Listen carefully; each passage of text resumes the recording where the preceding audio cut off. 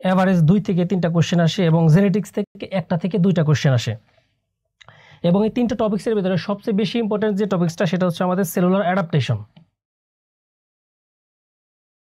আপনারা আপনাদের শীট 41 নাম যে পেজটা সেটা বের করেন সবাই। দেখেন আমাদের 2টা টার্ম আছে, একটা হচ্ছে আমাদের সেলুলার অ্যাডাপ্টেশন, একটা হচ্ছে সেল ইনজুরি। এখন এই সেলুলার অ্যাডাপ্টেশন এবং সেল ইনজুরির ভেতরে আমাদের কোন টার্ম এবং কোনটা আমাদের বডিতে আগে ঘটতেছে। দেখেন সেলুলার অ্যাডাপ্টেশন যখন আপনার বডিতে কোনো স্ট্রেস বা সেলে কোনো স্ট্রেস পড়ে বা কোনো স্টিমুলাই আসে বাইরে থেকে, ইনজুরিয়াস কোনো স্টিমুলাই বা কোনো ইনফেকশিয়াস কোনো স্টিমুলাস আসে, তখন বডি প্রথমে যে রেসপন্সটা দেবে সেটা হচ্ছে আমাদের অ্যাডাপটিভ রেসপন্স এবং সেটাকে আমরা বলি সেলুলার অ্যাডাপ্টেশন। যখন এই অ্যাডাপটিভ রেসপন্সটা একটা সার্টেন লিমিট ক্রস করে যাবে বা ইনজুরিয়াস স্টিমুলাইটা অনেক টাইম ধরে, ডিউরেশন অফ টাইম যদি অনেক বেশি থাকে, তখন এই ইনজুরিয়াস স্টিমুলাই যখন অনেক টাইম ধরে আপনার বডিকে স্টিমুলাস দিবে তখন আমাদের হবে সেল ইনজুরি। তাহলে প্রথমে আমাদের যেটা হবে সেটা হচ্ছে সেলুলার অ্যাডাপ্টেশন। যখন বডি এই অ্যাডাপটিভ রেসপন্স একটা সার্টেন লিমিটকে ক্রস করে ফেলবে তখন হবে আমাদের সেল ইনজুরি। দেখেন এখানে সেলুলার অ্যাডাপ্টেশনের যে ডেফিনেশনটা আপনাদের একদম 41 নং পেজের প্রথমেই একদম একটা ডেফিনেশন দেওয়া আছে। Cellular adaptation is physiological and morphological response of the cells towards physiological stress or pathological stimuli in which a new but altered steady state is achieved, preserving the viability of the cell and modulating the function and thereby escaping injury. এখানে কয়েকটা term মনে রাখেন। দেখেন এখানে new but altered steady state achieved, cellular ভায়াবিলিটিটা preserve হচ্ছে এবং sell ইনজুরিটাকে escape করতেছে। এগুলো আপনাদের এমসিকিউর স্টেমে দেওয়া থাকবে।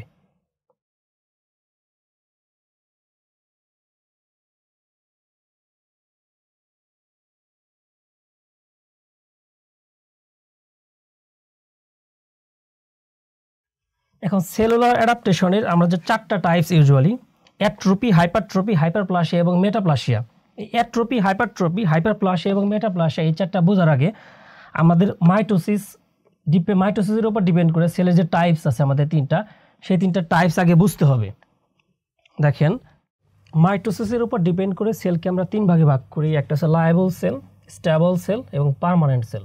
যেগুলো লায়েবল সেল সেগুলো কন্টিনিউয়াস টার্নওভার হবে এবং কন্টিনিউয়াসলি এখানে মাইটোসিস সেল ডিভিশন হবে। এটার কিছু এক্সাম্পল আছে, যেমন স্কিনে যে সেলগুলো আছে, ওরাল ক্যাভিটিতে যে সেলগুলো আছে, আমাদের ইন্টেস্টাইনে যে সেলগুলো আছে, এগুলো সব হচ্ছে লায়েবল সেল। এখন আছে স্টেবল সেলে।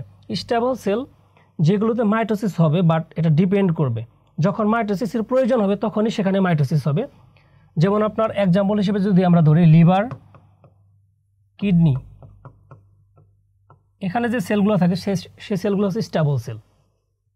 পার্মানেন্ট সেল এগুলোতে কখনো মাইটোসিস হবে না, এখানে কোনো সেল ডিভিশন হবে না। এক্সাম্পল যদি আমরা বলি, এখানে আছে আপনাদের স্কেলেটাল মাসেল, কার্ডিয়াক মাসেল এবং নিউরন। তাহলে এই মাইটোসিসের উপর ডিপেন্ড করে যে সেলে আমরা ক্লাসিফিকেশনটা করলাম, এটা আপনাদের একটু পরেই লাগবে। দেখেন সেলুলার অ্যাডাপ্টেশনের যে ক্লাসিফিকেশনটা, প্রথমে আমাদের কি দেওয়া আছে? অ্যাট্রোপি। অ্যাট্রোপি হচ্ছে ডিক্রিজ ইন সেল সাইজ। যদি কখনো সেলের ভেতরে যে ইন্ট্রাসেলুলার যে প্রোটিনগুলো আছে বা ইন্ট্রাসেলুলার যে আপনার যে স্ট্রাকচারগুলো আছে সেগুলো যদি কোনো কারণে সাইজ লস হয়ে যায় তখন আমাদের এই অ্যাট্রোপি হবে। তাহলে দেখেন লায়েবল সেল আছে, স্টেবল সেল আছে, পার্মানেন্ট সেল আছে। 3 ধরনের সেলের ভেতরে ইন্ট্রাসেলুলার কিছু প্রোটিনগুলো আছে, ইন্ট্রাসেলুলার আদার অর্গানেল এগুলো আছে। এগুলো যদি কোনো কারণে লস হয়ে যায় তাহলে আমাদের অ্যাট্রোপি কিন্তু এই 3টা সেলে অ্যাট্রোপি হতে পারে। এখন আসি আমরা হাইপারট্রপি। হাইপারট্রপি মানে হচ্ছে সেলের ভেতরে যদি কোনো প্রোটিন বা সেলের আদার যে কম্পোনেন্টগুলো আছে, ইন্ট্রাসেলুলার কম্পোনেন্টগুলো আছে, সেগুলো যদি সেলের ভেতরে অ্যাকুমুলেশন হয় বা সেলের ভেতরে বেশি বেশি সিনথেসিস হয় তাহলে তখন আমাদের হবে হাইপারট্রপি। তাহলে লায়েবল সেল, স্টেবল সেল এবং পার্মানেন্ট সেল সব ধরনের সেলের ভেতরে আমাদের কিন্তু ইন্ট্রাসেলুলার যে স্ট্রাকচারগুলো আছে সেগুলো নতুন করে সিনথেসিস হতে পারে। তার মানে 3 ধরনের সেলে আমাদের হাইপারট্রপি হতে পারে। দেখেন হাইপারট্রপিতে কি হয়? সেলের সাইজ ইনক্রিজ হয় এবং সেলের সাইজ ইনক্রিজ হওয়ার কারণে টিস্যু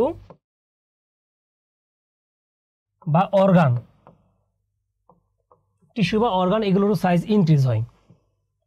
এখন আমরা আসি হাইপারপ্লাসিয়াতে। হাইপারপ্লাসিয়া সেই সকল সেলের মধ্যেই হবে যেগুলোতে মাইটোসিস সেল ডিভিশন সম্ভব। এখন আমরা একটু আগেই পড়ে আসছি যে স্টেবল সেল এবং লায়েবল সেল এই দুইটা সেলে মাইটোসিস হয়, বাট পার্মানেন্ট সেলে কোনো মাইটোসিস হয় না। তাহলে হাইপারট্রপি কিন্তু শুধুমাত্র স্টেবল সেল এবং লায়েবল সেল এই দুইটা সেলে আমাদের হাইপারট্রপি হবে। হাইপারট্রপি কি? সেল মাইটোসিস হওয়ার কারণে সেল নাম্বার ইনক্রিজ হবে। এখন সেল নাম্বার যদি ইনক্রিজ হয় তাহলে আমাদের টিস্যুর সাইজ ইনক্রিজ হবে, অর্গানের সাইজ ইনক্রিজ হবে। এখন আসি আমরা মেটাপ্লাসিয়া। মেটাপ্লাসিয়া হচ্ছে একটা অ্যাডাল্ট সেল টাইপ, সেখান থেকে ডিফারেন্সিয়েশন হয়ে ট্রানজিশন হয়ে অন্য একটা সেলে হচ্ছে রূপান্তর করবে যে অ্যাডাপ্টেশনের মাধ্যমে, সেটা হচ্ছে মেটাপ্লাসিয়া। যেমন এক্সাম্পল হিসেবে যদি আমরা ধরি, আমাদের যে রেসপিরেটরি ট্র্যাক্টের এপিথেলিয়ামটা সেটা হচ্ছে সিউডো স্ট্র্যাটিফাইড সিলেটেড কলামনার এপিথেলিয়াম। এখন মেটাপ্লাস্টিক চেঞ্জ হওয়ার কারণে এই যে সিলিয়েটেড কলামনার এপিথেলিয়াম সেটা চেঞ্জ হয়ে হবে আমাদের স্ট্র্যাটিফাইড স্কোমাস এপিথেলিয়াম। তার মানে কি একটা এপিথেলিয়াম থেকে আরেকটা এপিথেলিয়ামে কনভার্ট হয়ে যাচ্ছে। এই যে এপিথেলিয়ামের কনভার্সনটা এটাই হচ্ছে আমাদের মেটাপ্লাসিয়া। সেল ডিফারেন্সিয়েশন হচ্ছে এখানে। দেখেন এখানে আমরা এটা দেখলে বুঝতে পারবো। প্রথমে এখানে দেওয়া আছে আমাদের নর্মাল একটা সেলের স্ট্রাকচার দেওয়া আছে। অ্যাট্রোপিতে কি হয়, এই যে নর্মাল সেলের ভেতরে যে আমাদের ইন্ট্রাসেলুলার যে কম্পোনেন্টগুলো আছে সেগুলো লস্ট হয়ে গেছে। লস্ট হয়ে যাওয়ার কারণে নর্মাল সেলের তুলনায় অ্যাট্রোপিতে সেলগুলো আছে সে সেলটা সাইজটা ডিক্রিজ হয়ে গেছে। এখন সেলের সাইজ যদি ডিক্রিজ হয় তাহলে আমাদের টিস্যুর সাইজ ডিক্রিজ হবে, পরবর্তীতে অর্গানের সাইজটা ডিক্রিজ হবে।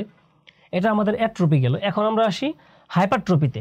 দেখেন হাইপারট্রপিতে কিন্তু আমাদের সেলের সংখ্যা সমান আছে, এখানেও 5টা সেল ছিল নর্মালি, এখানেও 5টা সেল আছে, বাট সেলের যে সাইজগুলা সে সাইজটা ইনক্রিজ করতেছে। ইনক্রিজ কেন করতেছে? ওই যে আমরা একটু আগে বলে আসলাম যে ইন্ট্রাসেলুলার যে প্রোটিনগুলো আছে বা আদার ইন্ট্রাসেলুলার যে স্ট্রাকচারগুলো আছে সেগুলো সিনথেসিস বেশি হচ্ছে, কম্পোনেন্টগুলো বেশি সিনথেসিস হচ্ছে, যার জন্য সেলের সাইজটা ইনক্রিজ করতেছে। ফার্দার অর্গানের সাইজ ইনক্রিজ হচ্ছে, টিস্যুর সাইজ ইনক্রিজ হচ্ছে।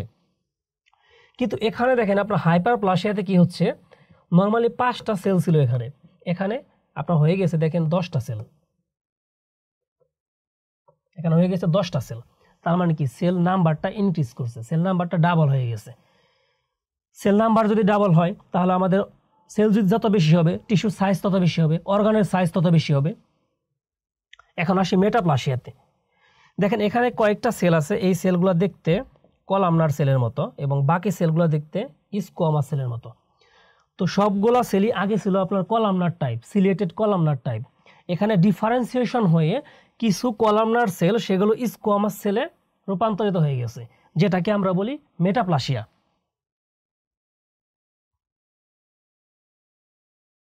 আর ডিসপ্লাসিয়া হচ্ছে আপনার ডিসঅর্ডার্ড গ্রোথ। এখানে যেমন আপনার নিউপ্লাসিয়াতে আপনারা পড়ে আসছেন যে ডিসপ্লাসিয়াতে সেলগুলো থাকে, সেলের প্লিউমরফিজম হয়, সেলের যে সাইজগুলো নিউক্লিয়াস সাইটোপ্লাজমের যে রেশিও 1:1 এরকম হয়। দেন মাইটোসিসটা হচ্ছে অ্যাবনর্মাল একটা মাইটোসিস ডেভেলপ করে। এটা আপনারা নিউপ্লাসিয়াতে আরও ডিটেইলস পড়বেন ডিসপ্লাসিয়াটা। হাইপারপ্লাসিয়া ডেফিনেশনটা দেওয়া আছে, আপনারা এটা পড়ে নেবেন আপনাদের শিটে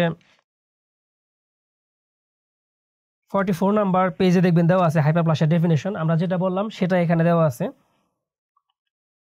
মেকানিজম অফ হাইপারপ্লাসিয়া, এখানে 2টা টার্ম আছে দেখেন, এক্সেসিভ হরমোনাল স্টিমুলেশন এবং সেকেন্ড হচ্ছে growth factor driven proliferation of mature cell. তো প্রথমে কি দেওয়া আছে আমাদের এক্সেসিভ হরমোনাল স্টিমুলেশন। মনে করেন হরমোনাল স্টিমুলেশন যদি বেশি হয় তাহলে আমাদের সেলের মাইটোসিস বা সেল ডিভিশনটা বেশি হবে। একটা এক্সাম্পল যদি আমরা দিই, প্রেগনেন্সির সময় ইউটেরাসের যে সাইজটা সেটা কিন্তু ইনক্রিজ হয়। কিভাবে ইনক্রিজ হয়? ইউটেরাসের যে সেলগুলো আছে সেলগুলো মাইটোসিস সেল ডিভিশন হয়, মাইটোসিস সেল ডিভিশন হলে সেলের নাম্বার ইনক্রিজ করবে, দেন পরবর্তীতে ইউটেরাসের সাইজটা ইনক্রিজ করে। তো এটা হচ্ছে আমাদের হরমোনাল স্টিমুলেশনের জন্য হাইপারপ্লাসিয়ার একটা এক্সাম্পল। এখন আসি growth factor driven proliferation of mature cell. মনে করেন কোনো একটা পেশেন্টের ডিজিজের জন্য লিভারের একটা স্পেসিফিক পার্ট হেপাটেক্টমি করে ফেলে দেওয়া হলো, বাকি যে লিভারের পার্টটা রয়ে গেল বডিতে, সেখানে গ্রোথ ফ্যাক্টর হেপাটোসাইট প্রলিফারেশনের জন্য যে গ্রোথ ফ্যাক্টরগুলো আছে সেই ফ্যাক্টরগুলো বেশি তখন অ্যাক্টিভেট হয়ে যাবে। তখন লিভারের যে ফার্দার সেলগুলো রয়ে গেছে সে সেলগুলো বেশি সেল ডিভিশন হবে, তখন লিভারটা আবার নতুন করে রিজেনারেট হবে। এটা হচ্ছে growth factor driven proliferation of mature cell. দেখেন হাইপারপ্লাসিয়ার এক্সাম্পল যদি আমরা দেখি এখানে দুই ভাগে আমরা ভাগ করি, একটা হচ্ছে আপনার ফিজিওলজিক্যাল, একটা হচ্ছে প্যাথোলজিক্যাল। তো ফিজিওলজিক্যালের ভিতরে দেওয়া আছে, দেখেন ফিজিওলজিক্যাল কন্ডিশনে যদি সেল নাম্বার ইনক্রিজ করে, দেন ফার্দার টিস্যুর সাইজ ইনক্রিজ করে, অর্গান সাইজ ইনক্রিজ করে, সেটা হচ্ছে ফিজিওলজিক্যাল হাইপারপ্লাসিয়া। যখন প্যাথোলজিক্যাল কন্ডিশনে এরকম সেল নাম্বার ইনক্রিজ করবে, টিস্যুর সাইজ ইনক্রিজ করবে, অর্গানের সাইজ ইনক্রিজ করবে, সেটা হচ্ছে আমাদের প্যাথোলজিক্যাল হাইপারপ্লাসিয়া। এখন ফিজিওলজিক্যাল হাইপারপ্লাসিয়া ওই যে একটু আগে বলে আসলাম আমরা, যে প্রেগনেন্সির টাইমে বা পিউবার্টির টাইমে যে অর্গানের সাইজগুলো ইনক্রিজ হচ্ছে, সেল ডিভিশন হচ্ছে, সেগুলো হচ্ছে আমাদের ফিজিওলজিক্যাল হাইপারপ্লাসিয়ার এক্সাম্পল। আরেকটা টার্ম দেখবেন আপনারা, কম্পেনসেটরি হাইপারপ্লাসিয়া। ওই যে একটু আগে আমরা বলে আসলাম যে লিভারের একটা পার্ট যদি আপনি কেটে ফেলে দেওয়া হয়, বাকি যে পার্ট সেটা পরবর্তীতে আবার হেপাটোসাইট রিজেনারেশনের মাধ্যমে যে হাইপারপ্লাসিয়াটা হচ্ছে, সেটা হচ্ছে আমাদের কম্পেনসেটরি হাইপারপ্লাসিয়া।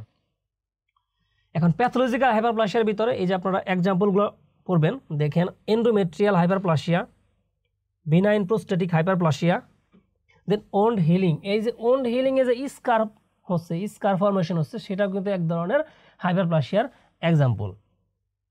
তারপরে আমাদের মাল্টিনডিউলার গয়টার বা গ্রেভস ডিজিজে যে আমাদের থাইরয়েড গ্ল্যান্ডে হাইপারপ্লাসিয়া হচ্ছে, সেটাও একটা হাইপারপ্লাসিয়ার এক্সাম্পল।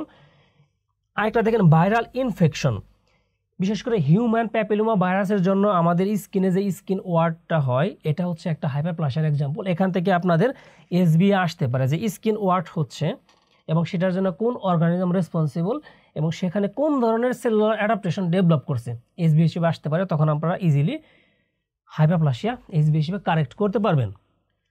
একটা জিনিস মনে রাখবেন, হাইপারপ্লাস্টিক চেঞ্জের জন্য এই যে এখানে যে আমরা পড়ে আসলাম যে প্যাথোলজিক হাইপারপ্লাসিয়া যে হচ্ছে, প্যাথোলজিক হাইপারপ্লাসিয়ার ভিতরে বিনাইন প্রোস্টেটিক হাইপারপ্লাসিয়া, দেন এন্ডোমেট্রিয়াল হাইপারপ্লাসিয়া, এগুলো কিন্তু পরবর্তীতে ম্যালিগনেন্ট যে সেন্সটা, এই ম্যালিগনেন্ট সেন্সে কনভার্সন হতে পারে।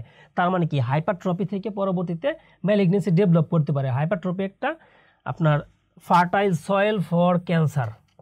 এখন আসি আমরা হাইপারট্রপি ডেফিনেশন একটু আগে আমরা পড়ে আসছি যে এটা পার্মানেন্ট যে সেলগুলো আছে সেখানেও হবে, লায়েবল সেলগুলো আছে সেখানেও হবে, স্টেবল সেলগুলো আছে সেখানেও হবে, কারণ সবগুলো সেলেই আপনার হাইপারট্রপি ডেফিনেশন একটু আগে আমরা পড়ে আসছি যে এটা পার্মানেন্ট যে সেলগুলো আছে সেখানেও হবে, লায়েবল সেলগুলো আছে সেখানেও হবে, স্টেবল সেলগুলো আছে সেখানেও হবে, কারণ সবগুলা সেলেই আপনার ইন্ট্রাসেলুলার যে আপনার যে প্রোটিনগুলো আছে বা ইন্ট্রাসেলুলার যে আপনার সাবস্টেন্সগুলো আছে সেগুলো কিন্তু ইনক্রিজ সিনথেসিস হতে পারে।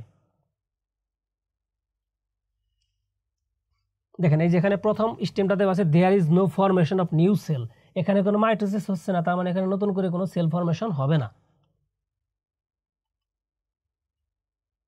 এই যে একটা হাইপারট্রপির এক্সাম্পল, এটা ইউটেরাসে আপনার যেমন হাইপারপ্লাসিয়া হয়, তেমনই আপনার হরমোনাল স্টিমুলেশনের জন্য ইউটেরাসে আপনার হাইপারট্রপিও হয়। এই ইউটেরাসের একটা চিত্র এখানে দেওয়া আছে। এই যে গাম হাইপারট্রপি প্লাস সাথে গাম হাইপারপ্লাসিয়া দুইটাই এখানে হচ্ছে। গাম হাইপারপ্লাসিয়া বা গাম হাইপারট্রপির যে কজগুলো আছে সেগুলো আপনার ওরাল প্যাথোলজিতে পড়ে আসছেন, যেমন ফেনাইটুইন, ক্যালসিয়াম চ্যানেল ব্লকার, এগুলোর জন্য গাম হাইপারট্রপি হয়, গাম হাইপারপ্লাসিয়া হয়। এখন দেখেন হাইপারট্রপিয়ার দুইটা কজ দেওয়া আছে, একটা হচ্ছে ইনক্রিজ ফাংশনাল ডিমান্ড, একটা স্পেসিফিক হরমোনাল স্টিমুলেশন। যখন আপনার একটা মানুষ এক্সারসাইজ করে তখন যে আমাদের যে মাসেলগুলো যে স্টিমুলেশন হয়ে মাসেলে তখন হাইপারট্রপি হয়, ঠিক তেমনই আপনার হাইপার টেনশন যখন খুব বেশি থাকে তখন লেফট ভেন্ট্রিকুলার যে আমাদের লেফট ভেন্ট্রিকুলার অ্যাক্টিভিটি বেড়ে যায়, এই লেফট ভেন্ট্রিকুলার অ্যাক্টিভিটি বাড়ার জন্য সেখানে হাইপারট্রপি হয়। স্পেসিফিক হরমোনাল স্টিমুলেশন প্রেগনেন্সিতে ইউটেরাসে হাইপারট্রপি হয় এবং ল্যাকটেশনে ব্রেস্টে হাইপারট্রপি হয়। এখান থেকে আপনাদের এক্সাম্পল আসতে পারে এমসিকিউতে।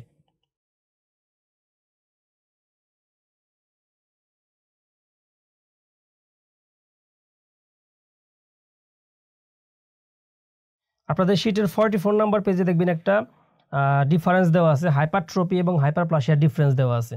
এটা আপনারা পড়ে নেবেন, যেগুলো আমরা এতক্ষণ আলোচনা করলাম সেগুলো এখানে দেওয়া আছে এই ডিফারেন্সগুলোতে।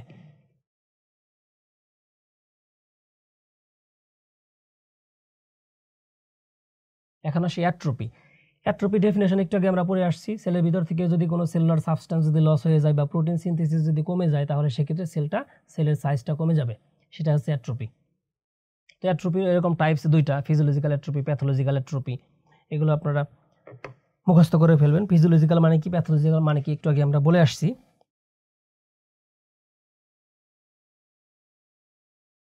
এটা আপনাদের 41 নং পেজে দেওয়া আছে। টাইপস অফ অ্যাট্রোপি দেখবেন, ফিজিওলজিক্যাল অ্যাট্রোপি দেওয়া আছে। 42 নং পেজে দেওয়া আছে আপনাদের প্যাথোলজিক্যাল অ্যাট্রোপি। তারপরে দেখেন কমন কজেস অফ অ্যাট্রোপি আছে। অ্যাট্রোপির যে কজগুলো এগুলো খুবই খুবই খুবই ইম্পর্ট্যান্ট। এখান থেকে আপনাদের এমসিকিউ আসে।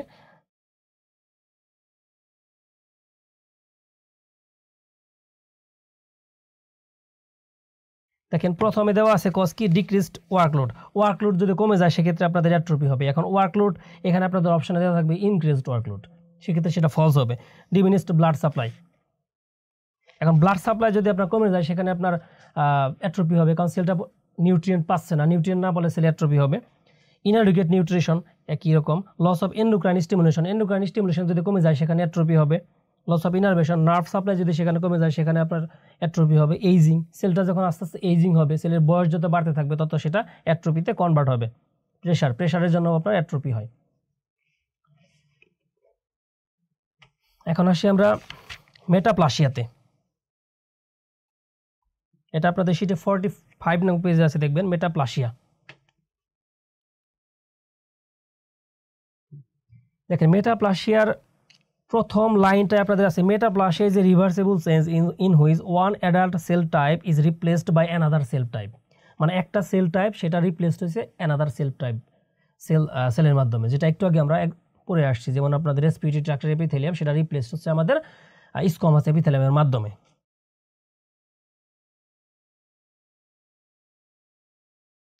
পরের পেজে যাবেন, দেখবেন 46 নং পেজে টাইপস অফ মেটাপ্লাসিয়া দেওয়া আছে। Epithelial metaplasia, connective tissue metaplasia, tumour metaplasia. তো এপিথেলিয়াল মেটাপ্লাসিয়া সেটাকে আমরা দুই ভাগে ভাগ করতে পারি। একটা হচ্ছে আপনার স্কোমাস মেটাপ্লাসিয়া, একটা কলামনার মেটাপ্লাসিয়া। এখন স্কোমাস মেটাপ্লাসিয়া কি, কলামনার মেটাপ্লাসিয়া কি, অন্য কোনো এপিথেলিয়াম থেকে, যেমন আপনার কলামনার এপিথেলিয়াম থেকে বা আপনার ট্রানজিশনাল এপিথেলিয়াম থেকে যদি স্কোমাস এপিথেলিয়ামে কনভার্ট হয় তাহলে সেটা হচ্ছে আমাদের স্কোমাস মেটাপ্লাসিয়া। যেমন রেসপিরেটরি ট্র্যাক্টের যে আমরা এক্সাম্পল দিচ্ছি সেটা হচ্ছে আপনার স্কোমাস মেটাপ্লাসিয়ার একটা এক্সাম্পল। গল ব্লাডারে যেমন আপনার সিম্পল কলামনার এপিথেলিয়াম আছে, তো যখন গল স্টোন হয় তখন সেখানে ক্রনিক একটা ইরিটেশন হয়। এই ক্রনিক ইরিটেশনের জন্য সেটা পরবর্তীতে স্কোমাস সেলে কনভার্ট হয়, সেটাও আপনার স্কোমাস মেটাপ্লাসিয়ার একটা এক্সাম্পল।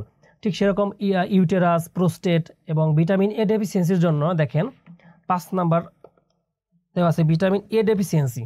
ভিটামিন এ ডেফিসিয়েন্সির জন্য স্পেসিফিক কয়েকটা সাইটে আমাদের মেটাপ্লাসিয়া হয়, এটা আপনাদের এমসিকিউ আসে। যেমন respiratory tract, genito urinary tract, conjunctiva, এই তিনটা স্পেসিফিক সিস্টেমে ভিটামিন এ ডেফিসিয়েন্সির জন্য মেটাপ্লাসিয়া হয়, এটা আপনাদের এমসিকিউতে আসে। তেমন দেখেন 6 নাম্বার অপশানে দেওয়া আছে স্টোন ইন দ্য ডাক্ট। আমাদের স্যালাইভারি গ্ল্যান্ডের যে ডাক্টগুলো আছে আমাদের, যে স্টেনসন ডাক্ট, ওয়ার্থিন্স ডাক্ট, এই ডাক্টে যদি কোনো কারণে স্টোন ফর্মেশন হয় তাহলে এই স্টোন ফর্মেশনে কি কন্টিনিউয়াস একটা ক্রনিক ইরিটেশন হবে ডাক্টের এপিথেলিয়ামে। এই ডাক্টের এপিথেলিয়ামে কন্টিনিউয়াস একটা ইরিটেশনের জন্য এই ডাক্টের এপিথেলিয়ামটা সেটা রিপ্লেসড হবে স্কোয়ামাস এপিথেলিয়াম দ্বারা। এটাও একটা মেটাপ্লাসিয়ার এক্সাম্পল। তো এই আপনাদের এখান থেকে এসবি এরকমভাবে দিতে পারে যে সাবম্যান্ডিবুলার ডাক্টে একটা স্টোন আছে, এখন সেখানে মোস্ট কমন কোন অ্যাডাপটিভ রেসপন্সটা আমাদের সেল দিবে, কোনটা, সেটা হবে এক্সাম্পল হিসেবে মেটাপ্লাসিয়া। তারপরে দেখেন আপনারা বিতে দেওয়া আছে transitional epithelium to squamous epithelium. আমাদের ইউরিনারি যে ব্লাডারটা আছে, ইউরিনারি ব্লাডারের এপিথেলিয়াম হচ্ছে আপনাদের ট্রানজিশনাল এপিথেলিয়াম, সেটা কনভার্ট হয়ে যখন স্কোমাস এপিথেলিয়াম হবে তখন সেটা হচ্ছে স্কোমাস মেটাপ্লাসিয়ার এক্সাম্পল। এরকমই কলামনার মেটাপ্লাসিয়ার যে এক্সাম্পলগুলো সেগুলো আপনারা পড়ে ফেলবেন।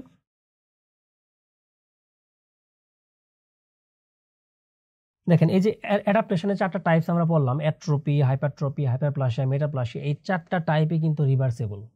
তো কোশ্চেন আপনাদের এরকম আসতে পারে যে which one is reversible condition, এমসিকিউতে দিতে পারে, এসবিতেও আসতে পারে। সেখানে আপনার অপশন দিয়ে দিবে, দেখবেন অ্যানাপ্লাসিয়া দিয়ে দিবে, অপশনে দিয়ে দিবে আপনার ডিসপ্লাসিয়া দিয়ে দিবে। তো ডিসপ্লাসিয়া যদিও রিভার্সিবল বাট অ্যানাপ্লাসিয়া কিন্তু রিভার্সিবল না, তো সেক্ষেত্রে অ্যানাপ্লাসিয়াটা ফলস দিবেন আপনারা, বাকি যেগুলো আছে সেগুলো ট্রু দিবেন রিভার্সিবল হিসেবে।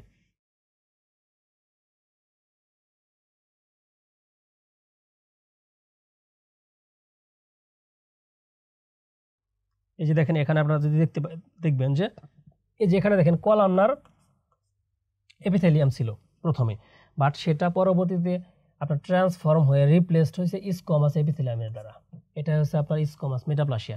ঠিক এরকমই আপনার কলামনার মেটাপ্লাসিয়াও ঠিক এরকমই আপনার রিপ্লেস হয় অন্য একটা সেল দ্বারা।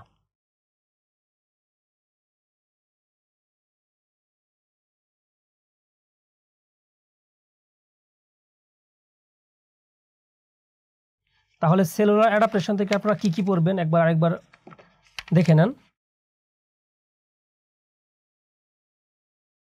প্রথমে হচ্ছে সেলুলার অ্যাডাপ্টেশনের যে টাইপসটা আছে, চারটা টাইপস মুখস্থ করে ফেলবেন এবং চারটা টাইপসের ডেফিনেশনগুলো দেখে ফেলবেন, ইজি কমে গেল।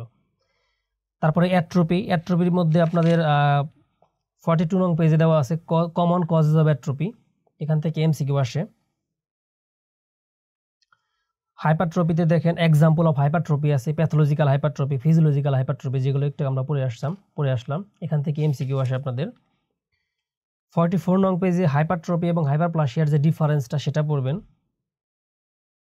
তারপরে 44 নং পেজের একদম নিচে দেওয়া আছে হাইপারপ্লাসিয়ার ডেফিনেশনটা পড়বেন এবং হাইপারপ্লাসিয়ার 45 নং পেজে দেওয়া আছে হাইপারপ্লাসিয়ার টাইপসগুলো দেখবেন আপনারা। এখন আসি মেটাপ্লাসিয়ার 46 নং পেজে আপনারা দেখবেন যে এপিথেলিয়াল মেটাপ্লাসিয়ার, এখানে দুইটা স্টেম আছে, স্কোমাস মেটাপ্লাসিয়া, কলামনার মেটাপ্লাসিয়া, এখান থেকে আপনাদের এমসিকিউ আসে।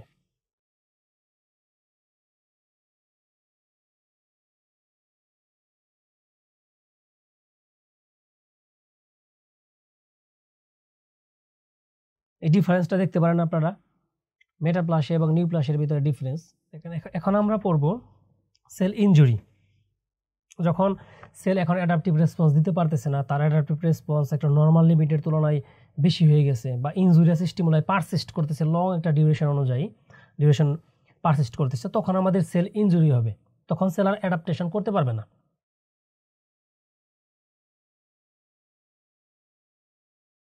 দেন সেল ইনজুরি কিছু কজ আছে, আপনারা আপনাদের শিটের 3 নং পেজে দেখবেন সেল ইনজুরি কয়েকটা কজ আছে। তার ভিতরে প্রথম যে কজটা আপনাদের দেওয়া আছে অক্সিজেন ডিপ্রাইভেশন, এর ভিতরে হাইপক্সিয়া আছে এবং ইস্কেমিয়া আছে। এই দুইটা হচ্ছে main cause of cell injury. যদি আপনাদের এসবিএ আসে তাহলে আপনারা হাইপক্সিয়া দাগাবেন, মোস্ট কমন কজ হিসেবে হাইপক্সিয়াটা আপনারা এসবিএ হিসেবে কারেক্ট দাগাবেন।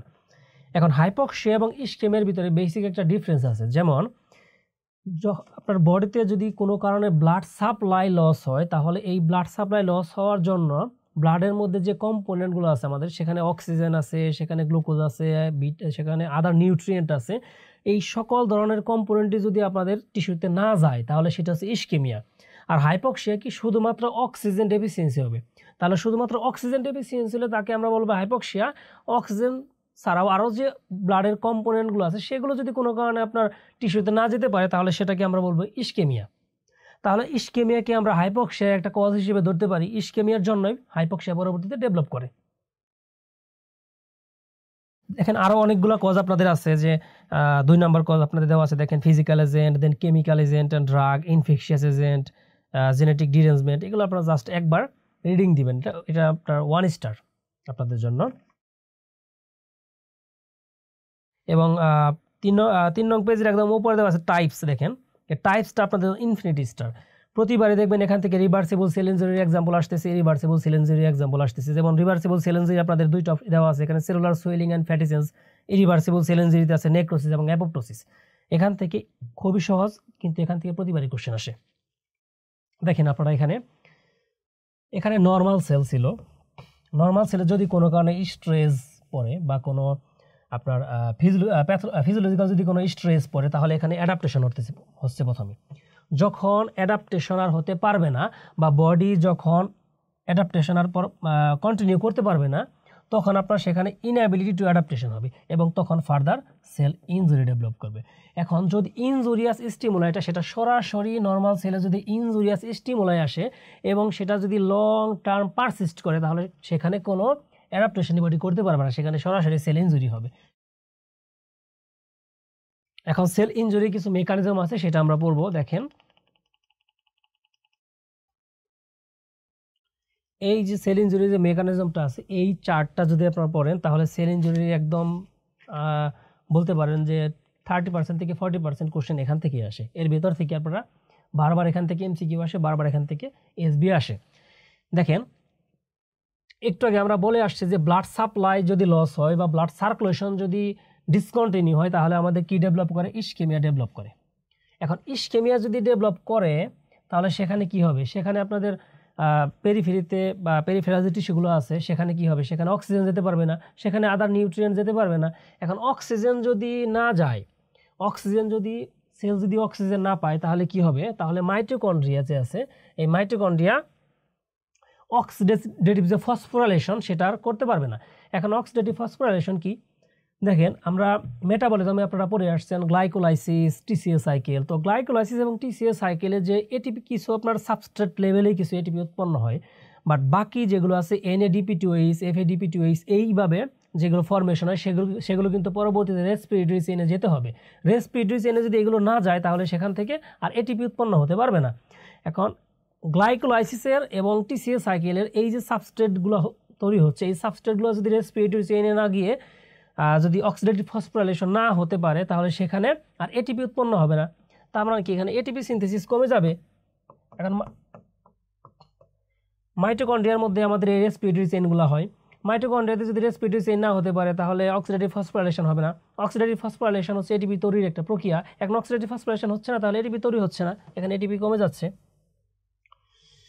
এখন এটিপি যদি কমে যায় তখন কি হবে, দেখেন আমরা জানি একটা সোডিয়াম পটাশিয়াম পাম্প আছে। এই সোডিয়াম পটাশিয়াম পাম্প এটা একটা অ্যাক্টিভ ট্রান্সপোর্ট, তাই না? এখন সোডিয়াম পটাশিয়াম যে পাম্পটা আছে এই পাম্পটা আপনার কন্টিনিউ করতে গেলে এখানে কি এটিপি প্রয়োজন পড়ে, কারণ যেহেতু অ্যাক্টিভ ট্রান্সপোর্ট এখানে আপনার এটিপির হেল্প লাগবে, এনার্জির হেল্প ছাড়া তো অ্যাক্টিভ ট্রান্সপোর্ট কন্টিনিউ করতে পারে না। এখন এটিপি যদি এখানে সিনথেসিস যদি কমে যায়, অক্সিডেটিভ ফসফোরাইলেশনের জন্য যদি এটিপি সিনথেসিস কমে যায় তাহলে সোডিয়াম পটাশিয়াম পাম্প সেটা কি ফেল হবে, কারণ সোডিয়াম পটাশিয়াম পাম্পের জন্য এটিপি লাগতেছে। এখন সোডিয়াম পটাশিয়াম পাম্পের জন্য যদি এটিপি না পাই আমরা তাহলে সোডিয়াম পটাশিয়াম পাম্প যদি ফেল করে তখন কি হবে, আমরা জানি সোডিয়াম পটাশিয়াম পাম্পের ফাংশন কি। সোডিয়াম পটাশিয়াম পাম্পের ফাংশন হচ্ছে আপনার সেলের ভেতর থেকে সোডিয়ামটাকে বাইরে বের করা এবং সেলের বাইরে থেকে, দ্যাট মিন্স ইসিএফ থেকে পটাশিয়ামটাকে সেলের ভেতরে নিয়ে আসা। এখন যদি সোডিয়ামটা যদি সেলের ভেতর থেকে বাইরে না বের হতে পারে তাহলে কী হবে, সেলের ভেতরে সোডিয়াম কনসেন্ট্রেশনটা বেড়ে যাবে। সেলের ভেতরে যদি সোডিয়াম কনসেন্ট্রেশন বাড়ে তখন কী হবে, আপনারা অ্যাকশন পটেনশিয়াল পড়ে আসছেন যে সেলের ভেতরে যদি সোডিয়াম কনসেন্ট্রেশন বাড়ে এবং তখন কী হবে, সেলটা ডিপোলারাইজেশন হবে। রেস্টিং মেমব্রেন পটেনশিয়ালটা থেকে তখন সে অ্যাকশন পটেনশিয়ালের দিকে যেতে থাকবে, তখন সেলের ডিপোলারাইজেশন হবে। ডিপোলারাইজেশন যদি হয় সেলে তখন তিনটা চ্যানেলের উপর সেটা কাজ করে। একটা হচ্ছে আপনার voltage gated sodium channel, sodium চ্যানেলটা ওপেন হয়। এখন এখানে যদি সোডিয়াম চ্যানেল যদি ওপেন হয়ে যায় তখন কি ফার্দার এখানে সোডিয়ামটা ইনফ্লাক্স হবে, সেখানে ক্যালসিয়াম চ্যানেলটা voltage gated calcium channel open হয়ে যায়। ভোল্টেজ গেটেড ক্যালসিয়াম চ্যানেল যদি ওপেন হয় সেখানে ফার্দার ক্যালসিয়াম সেলের ভেতরে ইনফ্লাক্স হবে, সেখানে পটাশিয়াম চ্যানেলটা ওপেন হয়ে যায়। এখন যখন আপনার এই অ্যাকশন পটেনশিয়াল হওয়ার আগে যখন ডিপোলারাইজেশনটা হচ্ছে, এই ডিপোলারাইজেশনের সময় যখন পটাশিয়াম যে চ্যানেলটা আমাদের আছে ভোল্টেজ গেটেড পটাশিয়াম চ্যানেল, সেটা যখন খুলে যায় তখন সেলের ভেতরে যে পটাশিয়ামগুলো আছে সেই পটাশিয়ামগুলো আরও বাইরে বের হয়ে যায়, তখন কি হয়, পটাশিয়ামটা ইনফ্লাক্স হয়ে যায়। তাহলে সোডিয়াম চ্যানেল দিয়ে সোডিয়াম ইনফ্লাক্স করতেছে, ক্যালসিয়াম চ্যানেল দিয়ে ক্যালসিয়াম ইনফ্লাক্স করতেছে, বাট পটাশিয়াম চ্যানেল দিয়ে ক্যালসিয়ামটা ইনফ্লাক্স করতেছে। এখন আমরা জানি কি, সোডিয়াম যেখানে যায় সেখানে সে পানি নিয়ে যায়, ওয়াটার নিয়ে যায়। তাহলে সেলের ভেতরে সোডিয়ামও যাচ্ছে ইনফ্লাক্স, ক্যালসিয়াম তো যাচ্ছে, তার সাথে ওয়াটার কেউ নিয়ে যাচ্ছে। তাহলে আমাদের ইনফ্লাক্স কী কী হবে, ওয়াটার, ক্যালসিয়াম এবং সোডিয়াম। ইনফ্লাক্স কী হচ্ছে আমাদের পটাশিয়াম।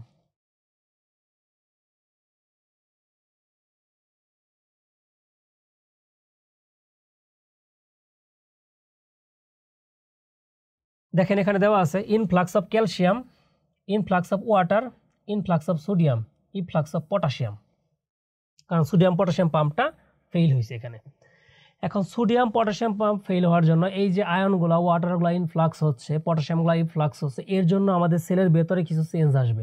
সেই চেঞ্জগুলো কি, প্রথমে আমরা কি পাচ্ছি, সেলুলার সুয়েলিং। সেলের ভেতরে যদি আপনাদের ওয়াটার যায়, ওয়াটার যদি সেলের ভেতরে ইনফ্লাক্স করে তাহলে কি সেলটা সুয়েলিং করবে।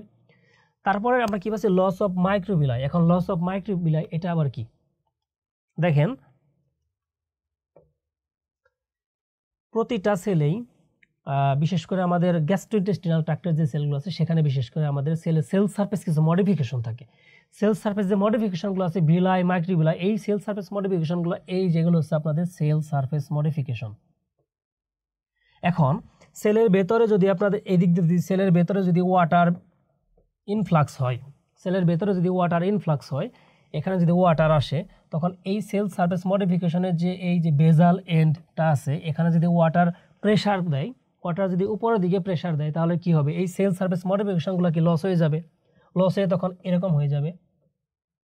এখানে প্রেশার দিলে এই সেল সারফেস মডিফিকেশনগুলো কি উপরের দিকে উঠে যাচ্ছে, এখানে প্রেশার হচ্ছে, হাইড্রোপিক একটা প্রেশার পাচ্ছে, প্রেশারের জন্য এটা কি, তখন এই আমাদের সেল সারফেস মডিফিকেশনগুলো আর থাকবে না, এই মাইক্রোবিলাইগুলো আর থাকবে না, এই বিলাইগুলো আর থাকবে না।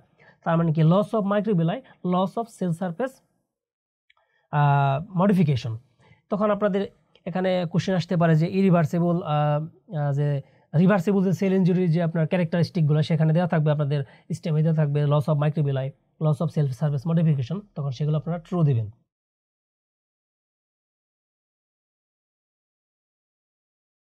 তারপর আছে আমাদের ব্লেবস।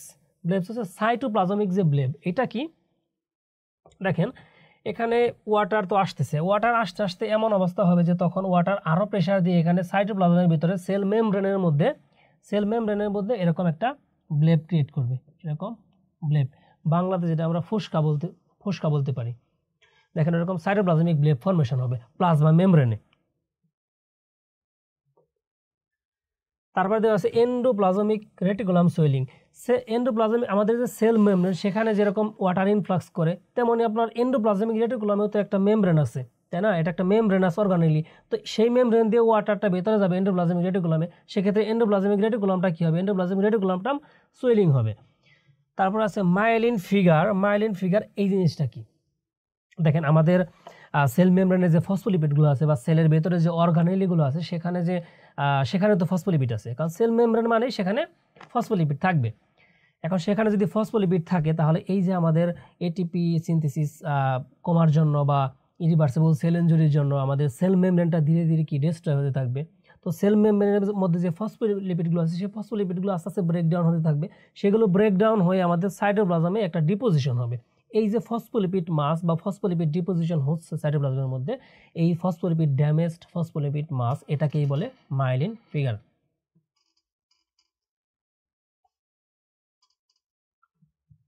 তারপর আপনারা দেখেন এখানে এটিপি কমার জন্য আমাদের সোডিয়াম পটাশিয়াম পাম্পটা ফেল হলো, এটা একটা চলে গেল। এখন তারপর আমরা দেখছি এখানে গ্লাইকোলাইসিস ইনক্রিজ হচ্ছে। দেখেন আমাদের বডিতে নর্মালি কোন ধরনের গ্লাইকোলাইসিস হয়, অ্যারোবিক গ্লাইকোলাইসিস। যদি এটিপি অ্যারোবিক গ্লাইকোলাইসিসে কি অক্সিজেন লাগে, কিন্তু আমরা এখানে তো ইস্কেমিয়ার জন্য অক্সিজেন পাচ্ছি না, তাহলে এখানে অ্যারোবিক গ্লাইকোলাইসিস হবে না, সেখানে কি হবে, সেখানে আপনার অ্যানারোবিক গ্লাইকোলাইসিস হবে। তো অ্যানারোবিক গ্লাইকোলাইসিস যদি ইনক্রিজ হয়, আমরা জানি কি অ্যানারোবিক গ্লাইকোলাইসিসের যে এন্ড প্রোডাক্ট সেটা হচ্ছে আমাদের lactate, that means lactic acid. তো এন্ড প্রোডাক্ট যদি ল্যাকটিক অ্যাসিড হয়, তাহলে আমাদের সেলের ভেতরের কি H+ বেশি বেশি তৈরি হচ্ছে, তখন সেলের পিএইচটা কি কমে যাচ্ছে, এই যে আপনার সেলের পিএইচ কমে যাচ্ছে। তারপরে দেখেন এখানে দেওয়া আছে ডিক্রিজ গ্লাইকোজেন। দেখেন আমাদের বডিতে যখন আপনার এই অ্যানারোবিক গ্লাইকোলাইসিস হতে পারবে না, অ্যানারোবিক গ্লাইকোলাইসিস যখন হবে, তো অ্যানারোবিক গ্লাইকোলাইসিসের জন্য কি বেশি বেশি গ্লুকোজ দরকার পড়বে, তো আমাদের বডিতে তো এত গ্লুকোজ নাই। তো এত গ্লুকোজ না থাকার কারণে গ্লুকোজের যে স্টোরেজ ফর্মটা আমাদের আছে গ্লাইকোজেন, এই গ্লাইকোজেন হচ্ছে গ্লুকোজের স্টোরেজ ফর্ম, এই গ্লাইকোজেনটা বেশি বেশি ব্রেকডাউন হবে, বেশি বেশি ব্রেকডাউন হয়ে গ্লুকোজে কনভার্ট হয়ে দেন এই গ্লুকোজটা পরবর্তীতে আবার অ্যানারোবিক গ্লাইকোলাইসিস হবে। তার মানে কি আমাদের বডিতে যে গ্লুকোজের স্টোরেজ ফর্ম গ্লাইকোজেন সেটাও কমে যাচ্ছে, গ্লাইকোজেন কমে যাচ্ছে এখানে। এখন পিএইচটা যদি কমে যায়, কেন কমে যাচ্ছে, ল্যাকটিক অ্যাসিড বেশি বেশি তৈরি হচ্ছে, পিএইচ কমে যাচ্ছে। পিএইচ কমে যাওয়ার জন্য আমাদের নিউক্লিয়াসের ভেতরে নিউক্লিওপ্লাজম আছে, নিউক্লিওপ্লাজমের ভেতরে কি ক্রোমাটিনগুলো থাকে, এই ক্রোমাটিনগুলো ক্লাম্পিং হবে, দ্যাট মিনস ক্রোমাটিনগুলো একটা আরেকটার আরও কাছাকাছি আসতে শুরু হবে, এটাকে বলে নিউক্লিয়ার ক্লাম্প।